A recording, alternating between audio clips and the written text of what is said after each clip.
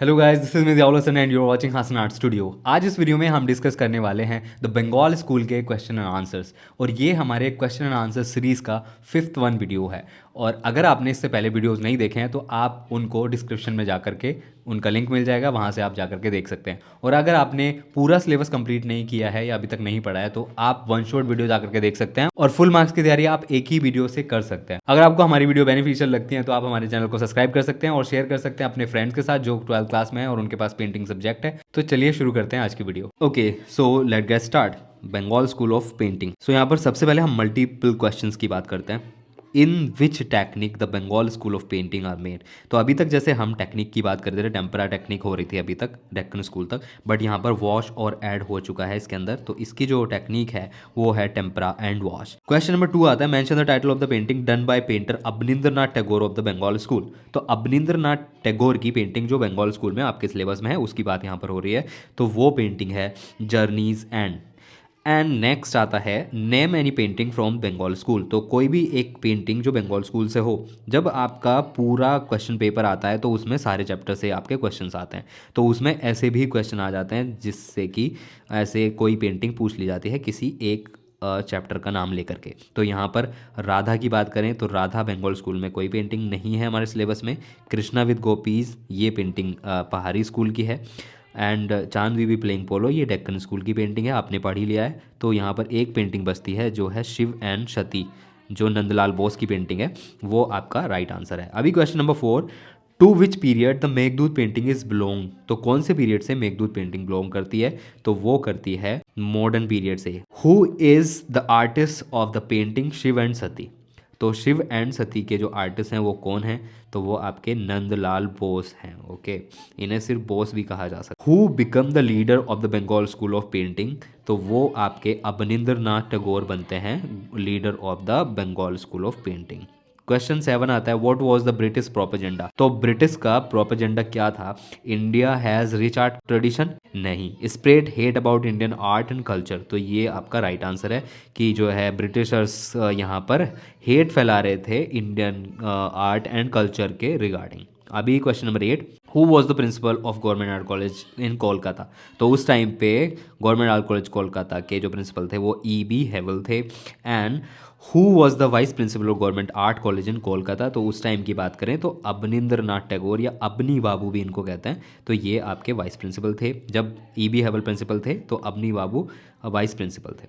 The Bengal school had a clear impression of painting which could be clearly seen in the painting of the school. तो कहाँ की painting का जो है impression हमें देखने को मिलता है? तो वो है अजंता एंड अलोरा का हमें यहाँ पर क्लियर इंप्रेशन देखने को मिलता है पेंटिंग के स्टाइल में। Question 11, who have made Bharat Mata painting in which an old women taking a small baby in her lap, mother girl sitting. तो यहाँ पर जिस भारत माता पेंटिंग की बात हो रही है तो वो अमृता शेरगिल की बनाई हुई पेंटिंग की बात हो रही है। ओके, एंड नेक्स्ट क्वेश्चन है, Gandhi ji invited to paint Haripura panel for Congress session. तो कांग्रेस का जो सेशन था तो उसे पेंट करवाने के लिए जो पैनल्स वहाँ पर लग रहे थे उसमें किसको इनवाइट किया गया? तो वहाँ पर नंदलाल बोस को इनवाइट किया गया था। नंदलाल बोस ने बहुत सारी पेंटिंग्स वहाँ पर बनाई हैं। Question 13, name of the painter who made cartoon name Punjab में शांति घोषित, द डिक्लेरेशन ऑफ पीस इन पंजाब। तो ये जो कार्टून बनाया है तो वो बनाया है आपके गगनेंद्र नाथ टैगोर जी ने। ठीक है, ये सब टैगोर फैमिली से बिलोंग करते हैं। क्वेश्चन नंबर 14 आता है, which is the most famous painting of Haripura panel. तो हरिपुरा पैनल की एक मोस्ट फेमस पेंटिंग है टिलर ऑफ द सॉइल, जो कि हमारे सिलेबस में पहले हुआ करती थी, अभी सिलेबस से हटा दी गई है। ये वैसे आंसर्स इसके सारे यहाँ पर मिल जाएंगे आपको। अभी शॉर्ट आंसर्स देख लेते हैं। क्वेश्चन 1 आता है, identify any relevant painting of the Bengal school included in course of study comprising of the following features and explain them in that painting accordingly.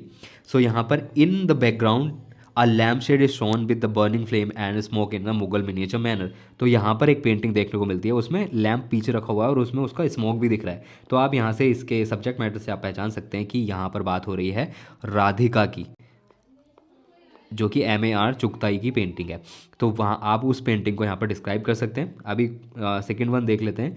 Name 2 Bengal school of painting from your course of study which shows the creation of mystic mellow style by using gloomy colouring with the diffuse light background and absence of any dark line और tones which provide the experience of the astral world.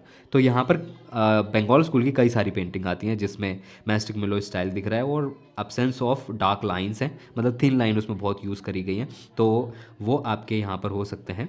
Radhika है और उसमें आपकी journeys and हो सकती है, लेकिन हमने यहाँ पर राधिका को ही रखा हुआ है तो इसलिए राधिका के बारे में हमने यहाँ डिस्क्राइब कर दिया। एक ही पेंटिंग की बात हो रही थी तो उसमें हमने राधिका को डिस्क्राइब किया, लेकिन आप जर्नीज एंड भी यहाँ पर लिख सकते हैं और आप लिख सकते हैं शिव एंड सती लिख सकते हैं। तो ये पेंटिंग्स आप यहाँ पर डिस्क्राइब कर सकते हैं। अभी क्वेश्चन 2 आता है। Consider to be one of the greatest painter in the history of Indian art, he fused European technique with the pure Indian sensibility, he was the first to print his artwork to make them affordable and easily available, bring fine art close to the masses। तो यहाँ पर अगर हम बात करें तो ये बात हो रही है जो एक ग्रेटेस्ट पेंटर हैं इंडियन हिस्ट्री में और जिन्होंने अपने आर्टवर्क्स को प्रिंट करा था अफोर्डेबल बनाने के लिए, सबके लिए ईजिली अवेलेबल कराने के लिए। तो उनका नाम है Raja Ravi Varma, the great artist Raja Ravi Varma. यहाँ पर identify the name of the artist, तो आपके राजा रवि वर्मा हो जाएंगे। मेथड एंड टेक्निक हो जाएगा उनका, जो ऑयल एंड कैनवस पे वो पेंटिंग करते थे। Describe how the realistic painting, और जो पेंटिंग है उसके बारे में आप यहाँ पर डिस्क्राइब कर देंगे। तो वो आप ये आंसर देख रहे हैं यहाँ पर, ठीक है। अभी क्वेश्चन नंबर 3 आता है। तो मैं यहाँ पर आपको सिर्फ क्वेश्चन समझा देता हूँ कैसे क्वेश्चन को समझना है, और आप आंसर्स यहाँ पर PDF आपको मिल जाएगा डिस्क्रिप्शन में, तो वहाँ से आप देख सकते हैं। From your course of study identify and appreciate the emotions which are dominant in the artwork made by the artist mentioned below with the special reference to the application of color and technique। तो यहाँ पर 2 artist के नाम दिए गए थे, इनमें से आपको एक लिखना था, लेकिन हमने यहाँ पर राजा रवि वर्मा की बात तो ऊपर कर ही ली है यहाँ पर, तो आप वहाँ से देख लेंगे। और नंदलाल बोस की यहाँ पर हम बात कर लेते हैं नीचे। तो ये नंदलाल बोस की जो शिव एंड सती आपकी पेंटिंग है आपके सिलेबस में, उससे रिगार्डिंग हमने यहाँ पर आंसर रखा हुआ है, आप उसे देख सकते हैं। क्वेश्चन 4 आता है। Who were the main artist behind the Bengal school. तो बंगाल स्कूल के पीछे कौन जो है मेन आर्टिस्ट थे। यहाँ पर आर्टिस्ट की बात हो रही है तो यहाँ कई सारे आर्टिस्ट की बात हो जाएगी। And write their paintings name from your course of study. और दूसरा इसके ही ऑप्शन में दिया गया है। Famous painter who is consider as the father of Indian renaissance and society of oriental art, who introduce a new style by combining the Indian Mughal and the Rajasthani style of nation along with the Japanese wash technique.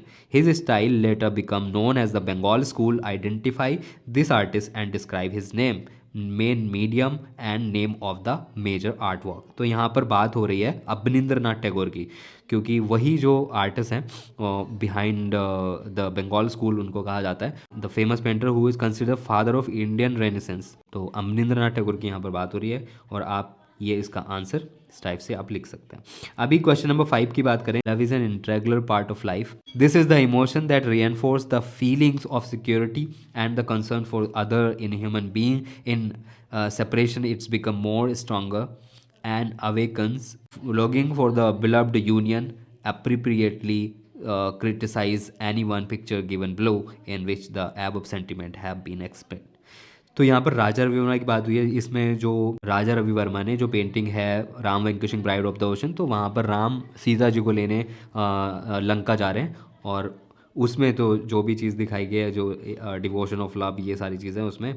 And Nand Lal Bose की जो painting है Shiv and Sati, तो यहाँ पर unconscious दिख रही हैं सती, तो उसके बारे में यहाँ पर दिखाया गया है, उनका लव यहाँ पर डिपिक्ट किया गया है। सो आंसर आप यहाँ से जो इसका आंसर है सेम क्वेश्चन नंबर 3 एंड यहाँ पर सेम क्वेश्चन नंबर 2 का जो आंसर है वही इनके भी सेम आंसर है। Mention the role of professor E.B. Havell in the development of the Indian modern art. तो यहाँ पर E.B. हेवल का रोल आपसे डिफाइन करने के लिए पूछा है। वैसे तो ये जो क्वेश्चन है तो ये आएगा अगर आपसे पूछा जाता है लॉन्ग आंसर लिखने के लिए और उस बंगाल स्कूल का ओरिजिन डेवलपमेंट पूछा जाएगा, तो उसमें एक पॉइंट ये भी दिया जाएगा कि mention the role of professor E.B. Havell, ये पूछ लिया जाएगा। या फिर पूछ लिया जाएगा what was the reason that Bankim Chandra Chatterjee got recognise. वैसे ये एक बार पूछा जा चुका है इसलिए मैंने इसका आंसर यहाँ पर रखा है। And how contribute Nandalal Bose Indian freedom movement and and firstly who establish the pattern of patronage by painting.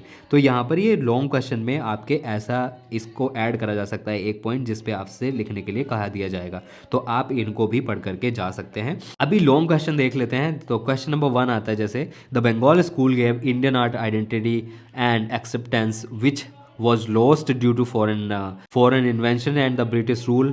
Mass support for artists' work united common people towards our freedom movement. How did the origin and development of the Bengal school create a benchmark in the formation of Indian art, and what gave it a distinctive and unique identity? तो यहाँ पर जो बात हुई है वो choose and describe any one painting from the Bengal school from your syllabus which depicts a real life situation consisting sadness, pain and agony.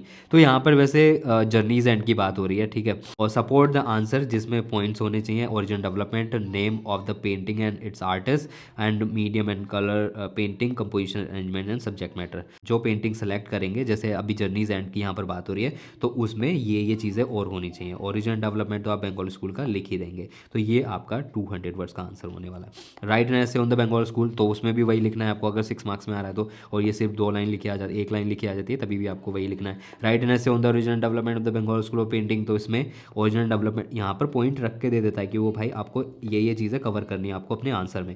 तो original development, artistic feature, the use of Indian themes to promote Indian revivalism in art, and name your favourite artist and describe his art work. तो छोटा सा आप उसका describe कर सकते हैं art work, जैसे आपको यहाँ पर आंसर मिल जाता है।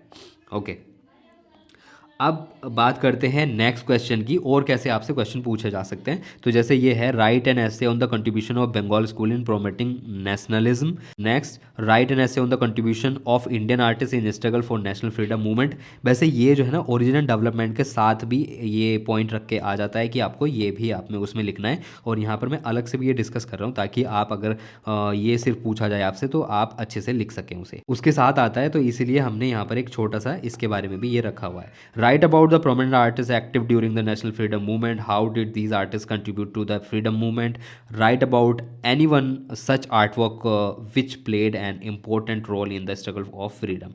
तो ये सारी चीज़ें आपको यहाँ पर मिल जाएंगी, तो आप ऐसे यहाँ पर डिस्क्राइब कर सकते हैं। आई होप ये वीडियो आपको बेनिफिशियल लगा होगा। अगर बेनिफिशियल लगा है तो लाइक कर दीजिए एंड शेयर कर लीजिए अपने फ्रेंड के साथ जो 12th क्लास में है अभी, एंड हमारे चैनल को सब्सक्राइब करके रख सकते हैं जब तक आपका एग्जाम नहीं हो जाता है। आज की वीडियो में बस इतना ही। Thank you for watching.